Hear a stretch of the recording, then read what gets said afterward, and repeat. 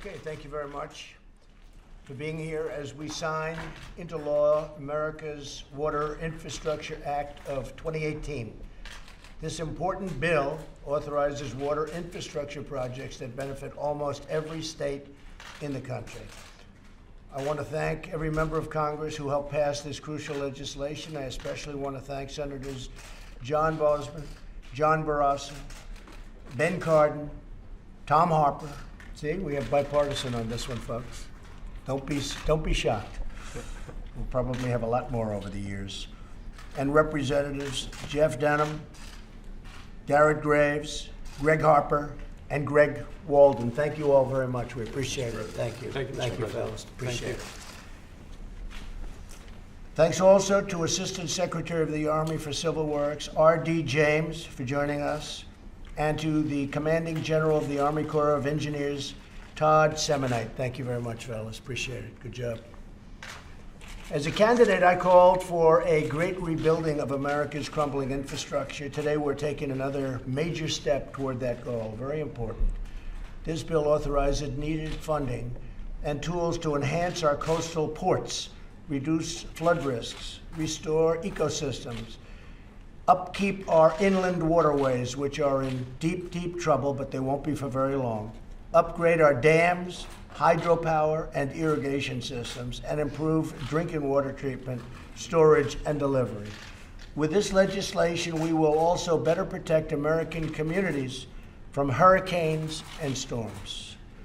And I'm particularly proud that this legislation extends a requirement that protects and projects supported by the drinking water, state revolving fund use, construction materials, all made in the USA, which is a good thing. I love to hear that. We all love to hear that. Under this administration, we're living by two simple but very important rules: buy American and hire American.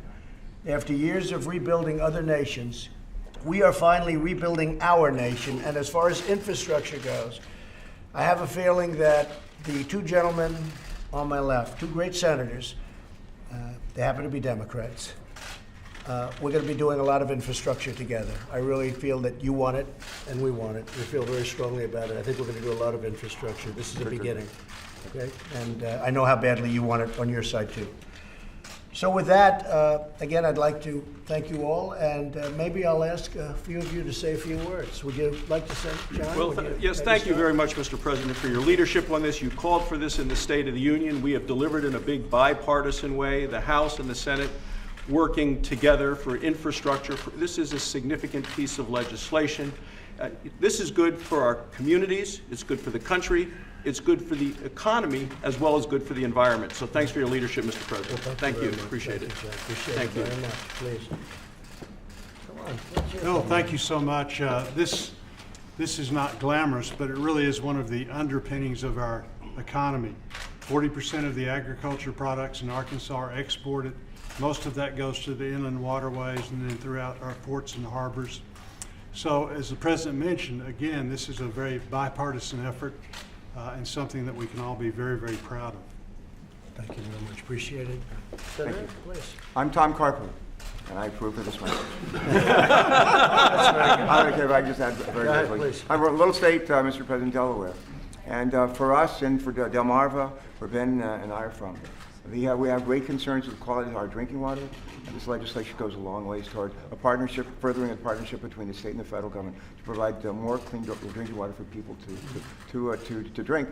Also, we have beaches and all up and down the East Coast. We have beaches that we're concerned the West Coast. Want to make sure that they continue to be there. They can be part of our economy, part of our tourism industry.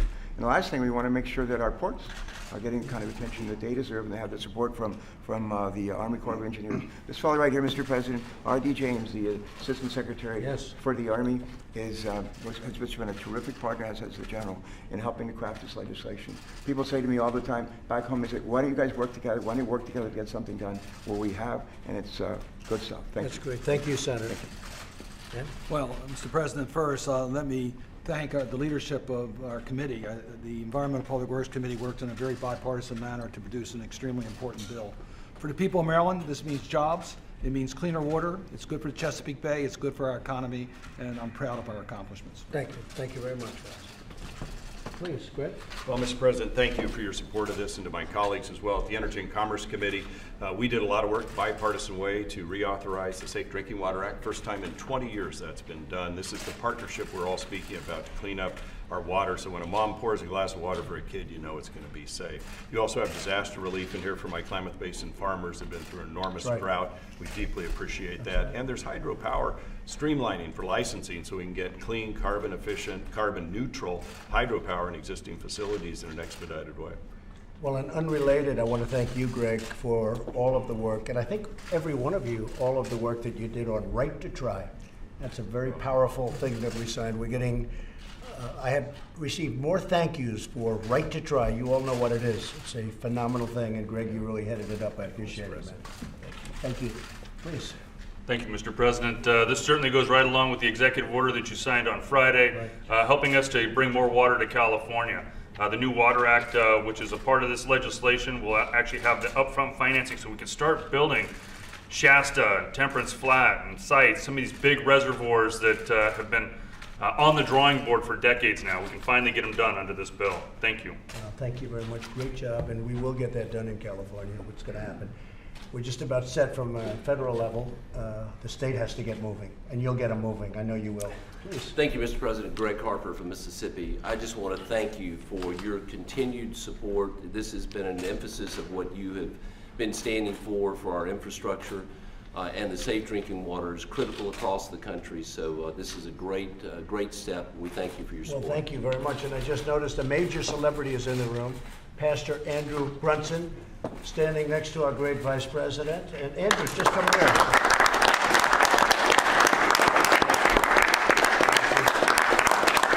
Stay in the country for a while, Andrew. Andrew, stay here for a little while. Great. We really appreciate everything. You've been through a lot, and we appreciate it, Andrew. Thank you very much. Thank you for all you did for us. We're very grateful. Thank you very much, Andrew. Appreciate it very much. Would you like to say something? You guys have done a Yes, great I job. would, sir. I'd like to thank you and these fine gentlemen of the Congress for passing a bill that I can now use along with General Semonite to get the good work of this country done. We have to balance water supply, recreation, flood control, navigation, hydropower, along with many other items, sometimes out of the same reservoir. With this legislation, we're more apt to be able to do that than we were before you sign it, sir. Thank you very much. Great job. And I'm going to see you later because we're talking about something on the border. We're looking at something on the border to give us a hand. And if you guys can't do it, then nobody can, right? Yes, sir. Please, would you like to say something? Sir, I think this is a great example of where the entire federal government has really stepped up here to be able to help take care of the people in the infrastructure. It's everybody working together. It's requirements that come from the bottom up, but it's unbelievable support from the administration and from Congress. And this is where almost 99% everybody bought into this particular bill. And it's what we need to do as the Corps of Engineers is to be able to have that support. So now we go down there and to turn dirt, we're able to put some products in the ground and be able to make America an awful lot stronger. Thank you very much. With that voice, he should be a politician. Say, whoa, that's pretty good. Thank you very much. Go ahead. Mr. President, thank you. Garrett Grace from South Louisiana. I was here 2 weeks ago when you signed disaster reform legislation into law, and it was major reform for how we prepare for and respond to disasters. This is a really important component because this is how we actually prepare for and make our communities resilient. There's a $100 billion backlog in Corps of Engineer projects. You're a builder, and you know that you don't get stuck in the studying and the do loop. This begins to cut the red tape, cut the bureaucracy, and allowing us, as the General said, to turn dirt, to make sure our ports are competitive, our ecosystems restored, and our communities are safe. So thank you. You're right. And the Army Corps of Engineers, frankly, I say previous to Trump, the Army Corps of Engineers was a wonderful people, but it was a tremendous holdup in terms of the bureaucracy we had to go through, and I know we've made tremendous strides in that. Sometimes we go through EPA much, much faster than the Army Corps, and the Army Corps never wanted that, but they built up artificial roadblocks that just weren't letting the things get done that we had to have done, and we have gotten rid of many of them. We're getting rid of all of them, and EPA is moving very, very fast, and the Army Corps is starting to move very quickly also, and I very much appreciate that. And we've got some incredible projects to go, so I very much appreciate that. We're all in, sir. Good, thank you very much. Mike Pence, would you say something, Mike? Just a word, Mr. President, of gratitude. to members of both political parties for putting a bill on your desk that's going to strengthen the economy of this country and water quality in this country. And I know your passion for infrastructure, your desire that in the next Congress we would focus on rebuilding America's infrastructure, and today is really a down payment on that, and we're very grateful for the bipartisan efforts to bring us to this point. Thank you, Mike. Thank you very much. Okay, this is a good one. The vote was 98 or 99? 99 to 1 in the Senate. 99 to 1. I would say that's bipartisan. I won't tell you who the one was, but that is very bipartisan. So, hey, let me give you guys, we don't do this much. Come here. Fantastic. Thank you, folks, very much. We'll do a lot of it. We'll do a lot. I think we're going to do a lot more as time goes by.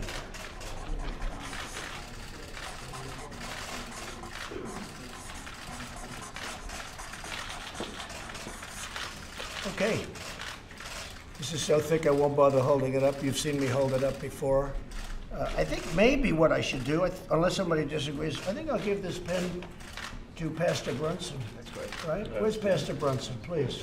Pastor, on behalf of all of us and for all you've been through, it's actually a very important pen because it's a very important water bill. And you know where water comes from ultimately, right? Well, God has blessed us with many natural resources as a country, and we need to be grateful to Him. And as long as we're seeking Him, He will continue to provide for us. That's fantastic. Thank you very much. Thank you, Andrew. Thank you, sir. Thank you. And what we'll do is we'll hand out some, okay? Thank you. Thanks very much. Let me do that.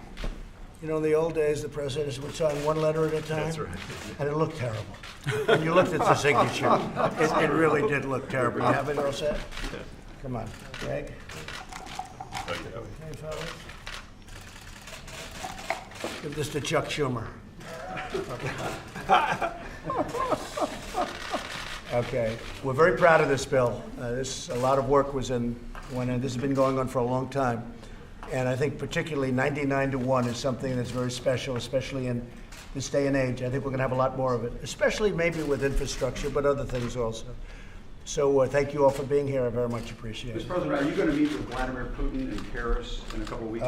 We may. It's being discussed right now. Mike Bolton, as you know, is in Russia, talking about various things, including the whole nuclear situation, where we were not treated well for many years. This should have been done a long time ago. And I think something good could come out of that. And I very well meet with, I think we probably will. It hasn't been set up yet, but it probably will be. What would be the most important thing to discuss? Could you settle some of the confusion over your comments about what you mean when you say you're a nationalist? What does that mean? I love our country. And our country has taken second fiddle. If you look at the trade deals, and nobody knows it better than me, I'm knocking out some of the worst deals I've ever seen, where we're giving all of our wealth, all of our money to other countries, and then they don't treat us properly. Where we're protecting other rich countries, very, very rich countries, including, by the way, a country that happens to be very much in the news, Saudi Arabia, immensely wealthy, and we're taking care of their military for a fraction of the cost. Not fair to us. Other countries also, immensely wealthy countries, and we have to get reimbursed for that. We should not be the world's police keeper and not get reimbursed. And by the way, when I bring up to the heads of countries like Japan, Prime Minister Abe, a friend of mine, I bring it up, he looks at me and he goes, I understand. They understand it. Nobody's ever asked him. I said, have you ever asked? I said, have you ever been asked, like, you have to be, like, help out? Nobody's ever asked. So that's a pretty unfair thing. I'll get back to you. I'll get back to you. Wait. I'm going to get back to you. If I may It's ask, nice in it. Could I ask my follow-up question? No, not now. I'll get back to you, I said. All right. I can't take the whole thing. You have a lot of other very fine. Well, no, I understand, but Go ahead, yes. Mr. Erdogan. No, I'm behind you, please. Mr. President, have you heard back, or first of all, can you tell us what you think about what the Turkish president said today? And also, have you heard back? What President Erdogan said? Yes, sir. And Well, he was pretty rough on Saudi Arabia, I would say, and I haven't gotten a full recap. As you know, I have people in Turkey and I have people in Saudi Arabia and other places, and they're all coming back as we speak. They're heading back. I'll know, I think, everything in a very short period of time. It's a bad situation. But certainly President Erdogan was not complimentary of what happened. That was a terrible thing that happened, okay? Yes, ma'am, go ahead. Oh, I was going to ask, do you believe him when he says he believes the Saudi Arabian leadership? I want to see the facts first. Look, Saudi Arabia's been a really great ally. They've been one of the biggest investors, maybe the biggest investor in our country. They are doing hundreds of billions of dollars worth of investments and, so many jobs, thousands and thousands of jobs. And if you look at the other side, Iran, you look at what they've done to people, vicious, horrible. And that's no excuse for what happened with Saudi Arabia, no excuse whatsoever. But you take a look, it's a rough part of the world. It's a nasty place, it's a nasty part of the world. But if what happened, and if the facts check out, it's something that's very bad. At the same time, they have been a very good ally of ours. They've been helping us a lot with respect to Israel. They've been funding a lot of things. I will tell you that Russia and China would love to have that military order. I mean, I can say it to my Democrat friends too. I mean, they would love, this is $110 billion worth of military. And Russia would pick that up very quickly, and China would pick it up very quickly, and France would pick it up very quickly. France makes a lot of military equipment. It's a very competitive market. I did a great job when I sold them. That's why I went to Saudi Arabia first. I went to Saudi Arabia on the basis that they would buy hundreds of billions, many billions of dollars worth of things. And the ultimate number is around $450 billion, 110 for military, 450 billion. I think that's over 1 million jobs, 1 million to over 1 million jobs. So we do that, we're just hurting ourselves. We're just hurting ourselves. And I know that from a certain standpoint, you could also say, well, it doesn't matter because it is a terrible thing. But we would be really hurting ourselves. We'd be hurting our companies. We'd be hurting our jobs.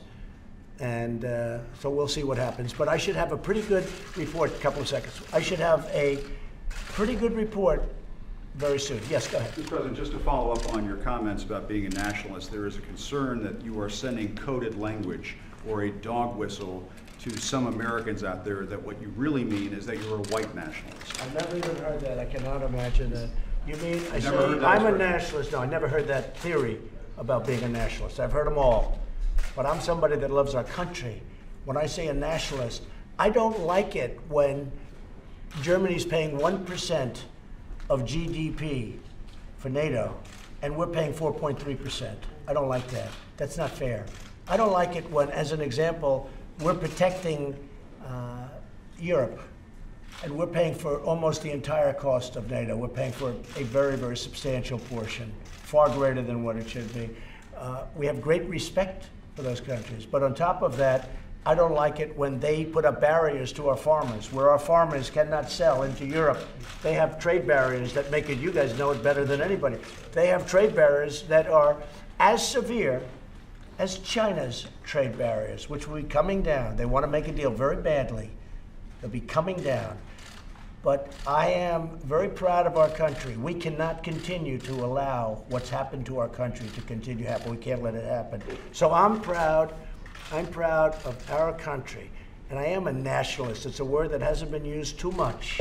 Some people use it, but I'm very proud. I think it should be brought back.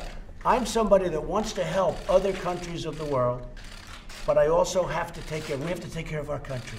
We cannot continue to allow ourselves to be duped on military and also duped on trade. With the European Union, as an example, last year on trade, we lost $151 billion. On top of that, we lost hundreds of billions of dollars on protection. So we protect and we get killed. We do the trading and they get killed. Can't do it. I want it to be fair. So I want them to open their borders. I want them to make it fair for our farmers, our companies, our medical companies. They sell medical equipment. They just put restrictions on a year and a half ago where the medical equipment can't get into Europe, even though it's better than what they have. So they have to treat us well. All I want our country is to be treated well, to be treated with respect. For many years, other countries that are allies of ours so-called allies. They have not treated our country fairly. So in that sense, I am absolutely a nationalist, and I'm proud of it. Yes, Jeff? Go ahead. You said this weekend and yesterday that you were planning a tax. Yeah, we'll do a resolution. Can you explain what you mean by a resolution? And can you very tell simple, us just broadly how this is going to work?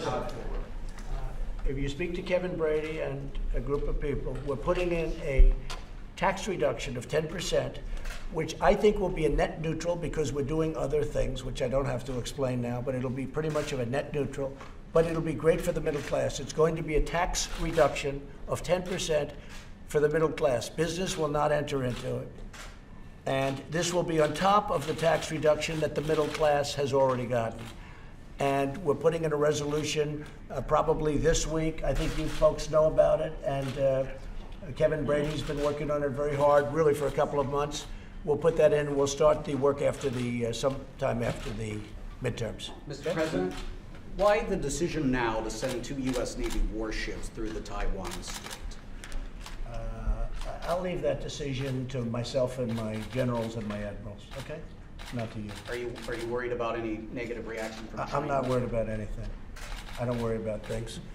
Mr. President, on the tax cut proposal, when you say that you want a middle-class tax cut, is that an acknowledgement that the original GOP tax cut was too heavily tilted in favor of wealthier Americans and corporations? No, it really wasn't. Why bring it out now? It's been great. I mean, the tax cut that we had, even if you look at estate taxes and what it's done for the small farmers and for small businesses, if you look at the past, I'm talking about the one that was passed, we're very proud of it.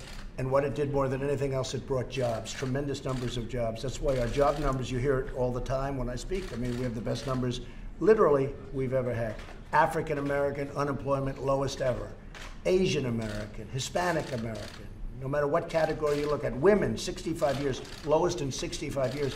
A lot of that was done by regulation cutting, and a lot of it was done by the tax plan. And that all inures, obviously, to the middle class.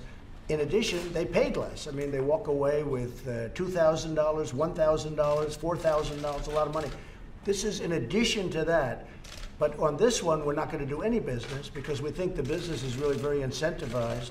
On this one, we're doing a pure 10% tax cut for the middle class, in addition to what they've already gotten in the first cut. Shouldn't the middle class have gotten a bigger tax cut to begin with? Well, I didn't think we could get any more than we got. I mean, we got the max. And now, because of the fact that the economy is doing so well, we feel that we can give up some more. I couldn't have gotten that extra 10% when we originally passed the plan. We maxed out. Now, and we had to take care of jobs. Jobs are very important.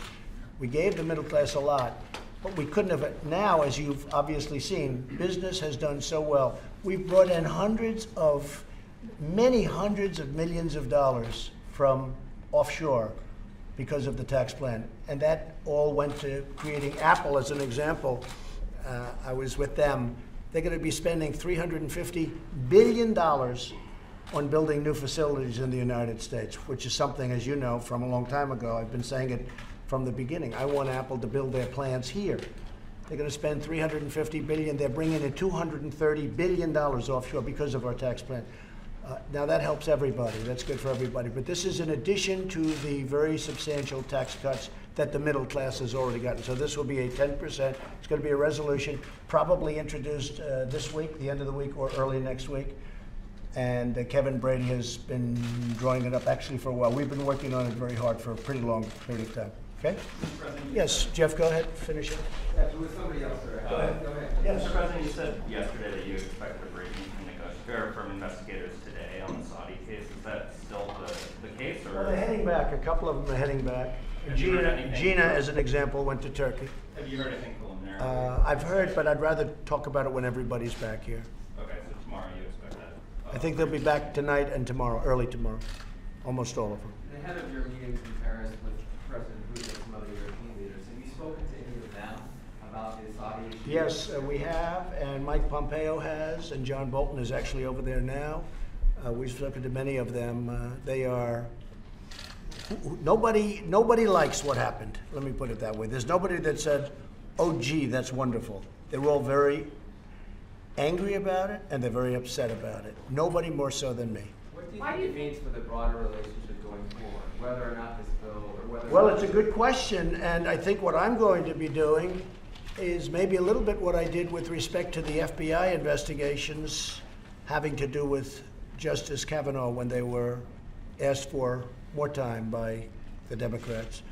I said, look, I'm going to leave it up to the senators that were doing the job. And I think here I'm going to leave it up very much to Congress. Congress has some very strong ideas both ways. I've been told by certain senators we want that investment to keep coming. At the same time, that doesn't mean that they're not going to do something. There has to be some kind of retribution. There has to be, no matter what you do. I've been told by others that they don't want investment of $450 billion. I think that's foolish, but there are some that feel that. But I'm going to leave it very much, in terms of what we ultimately do, I'm going to leave it very much in conjunction with me up to Congress. And that means Congress, both Republicans and Democrats, and one independent, right? But I want to have the folks in Congress come back and make recommendations to me. And I'd like that to be a bipartisan recommendation. And I think we can get a bipartisan recommendation, I really do. Because I don't think they feel any differently than I do. It's terrible. It's a terrible thing. Mr. President, why do you think something like this could have happened? Do you think that there was a failure of leadership on the world stage, that Saudi Arabia wasn't concerned about the They had a very implications? bad original concept. It was carried out poorly, and the cover-up was one of the worst in the history of cover-ups. It's very simple. Bad deal, should have never been thought of. Somebody really messed up, and they had the worst cover-up ever. And where it should have stopped is at the deal standpoint, when they thought about it. Because whoever thought of that idea, I think, is in big trouble. And they should be in big trouble. Okay? Yes, anybody else? Mr. President, one more thing on the caravan. You had said that there were Middle Easterners in the caravan. Can you explain that? Are you saying there are terrorists Well, there in could that very well caravan? be, yeah. There could very well be. And if you look at... Do you know for sure? I have very good information. And if you look at what's happened with Honduras and statements made about Honduras, and even a phone call that our vice president had today, which I think you can maybe reveal. Do you want to mention that, Mike? Is that okay? Probably. Certainly. Go ahead, please. No, at the President's direction, I spoke to President Hernandez of Honduras. He told me that the caravan that's now making its way through Mexico, headed for the southern border, was organized by leftist organizations and financed by Venezuela. We, as we've said... And the Democrats, maybe? And the Democrats? Well, Mr. President, where's the proof of that? Where's the Mr. President, I know it sounds like you're teasing about that, but where's the proof that Democrats are paying for this caravan? Why would they pay for a caravan? You know what? to come up 2 weeks before You're going to the find midterms? out, and we're going to see. Well, maybe they made a bad mistake too. We're going to find out about that. What else did they say, Mike, about ISIS? Did they say something? Well, just that it's been organized by leftist groups. They've made their way north. Once they crossed into Guatemala, now crossed into Mexico. There's some estimates north of 7,000 migrants, so the group is growing. The United States of America intervenes and prevents 10 terrorists or suspected terrorists from coming into our country every day. So it is inconceivable that there would not be individuals from the Middle East as a part of this growing caravan. And what the President's determined to do is put the safety and security of the American people first. And I know the President will be addressing this in the coming days about ways we need to close the loopholes that human traffickers and other dangerous individuals used to entice vulnerable families to make the long and dangerous trek north. Mr. Vice President, are you saying that you have evidence that there are terrorists in the caravan right now? What I can say to you is, you're saying statistically there's been a number over the years and so on. That's not the same as saying there are terrorists in the caravan. There are a lot of Middle Easterners who live in the United States, Americans of Middle Eastern descent, who find that kind of rhetoric appalling. Let me just say something.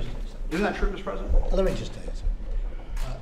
I spoke with Border Patrol this morning, and I spoke to them last evening, and I spoke to them the day before. I speak to them all the time. And they say, and you know this as well as anybody, over the course of the year, over the course of a number of years, they've intercepted many people from the Middle East. They've intercepted ISIS. They've intercepted all sorts of people. They've intercepted good ones and bad ones. They've intercepted wonderful people for the Middle East, and they've intercepted bad ones. They've intercepted wonderful people from South America and from other parts further south. They've intercepted a lot of different people. But among the people they've intercepted very recently are people from the Middle East, okay? So you can't be surprised when you hear it. You've heard that before. It happens all the time. And I spoke to him literally last night. I spoke to another one this morning. Very good relationship with Border Patrol and ICE. And they say it happens all the time from the Middle East. But it's not even saying bad or good, but some real bad ones. But they intercept. No proof that they're in the caravan now. They could very well be. But there's no proof. There's no proof of anything. There's no proof of anything. But they could very well be. If you look at what that was building, you know, they were talking about 5,000 or 6,000 people. I'm pretty good at estimating crowd size, as you probably have figured out. You tend to get it a little bit off the real number. Last night, as an example, that was record-setting stuff, wasn't it? Huh? But they don't want to talk about that. But I will tell you, let me just tell you, that I believe that that was pretty big. That was pretty impressive by any standard. And these are great people. And by the way, your vote, we just heard the vote is, and this could be good, bad, or indifferent for Democrats or Republicans, but the amount of voting is at a level that they've never seen before for the midterms. You heard that. I mean, I don't know whether I'm supposed to say that's good or bad, but I will tell you that the amount of people voting is at a level, Sarah,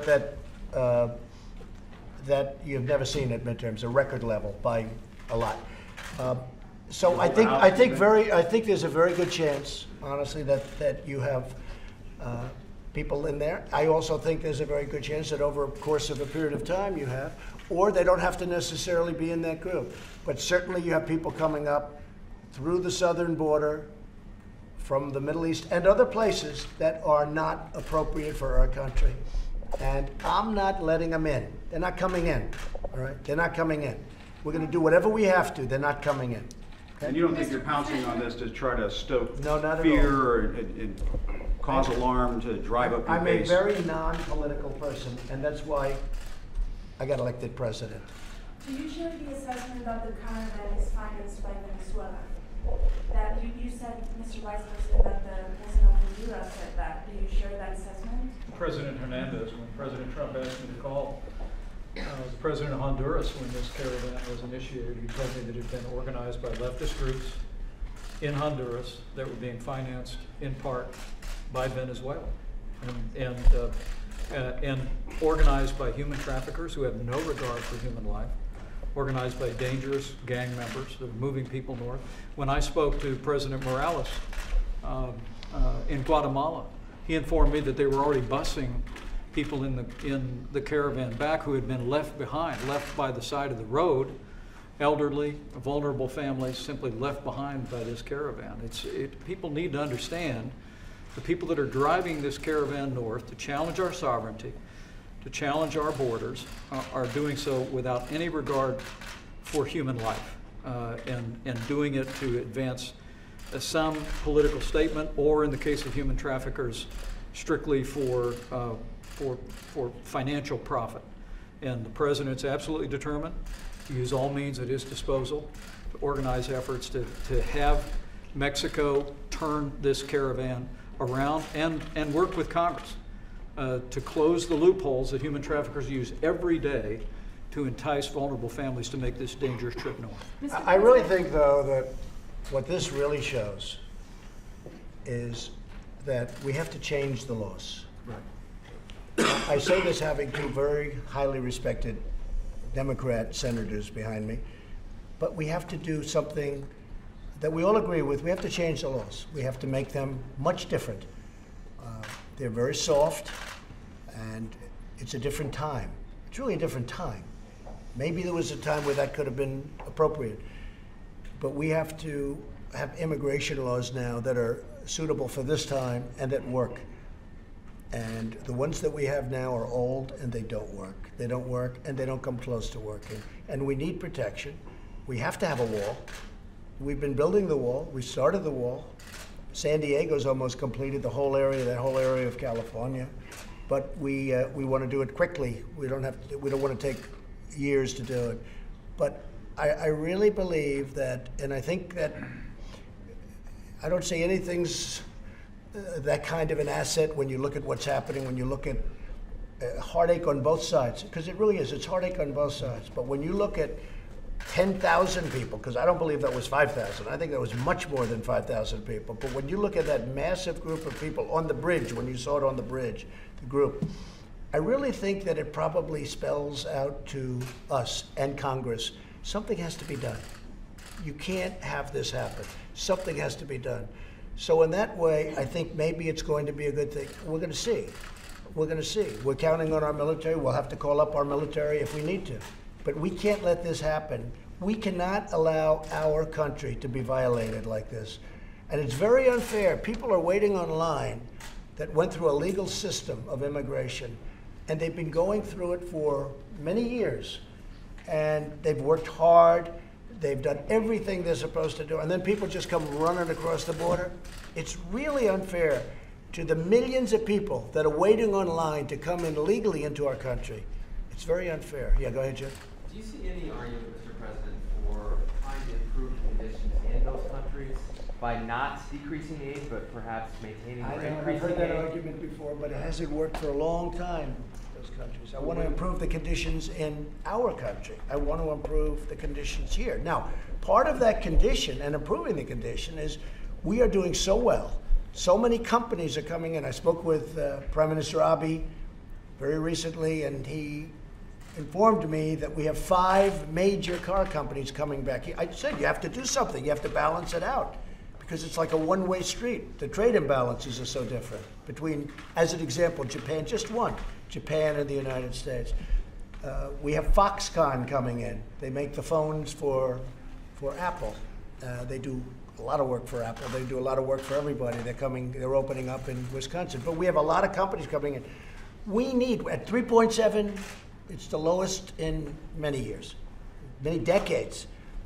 We need great people coming in. I want great people to come in. I want them to come in through the merit system.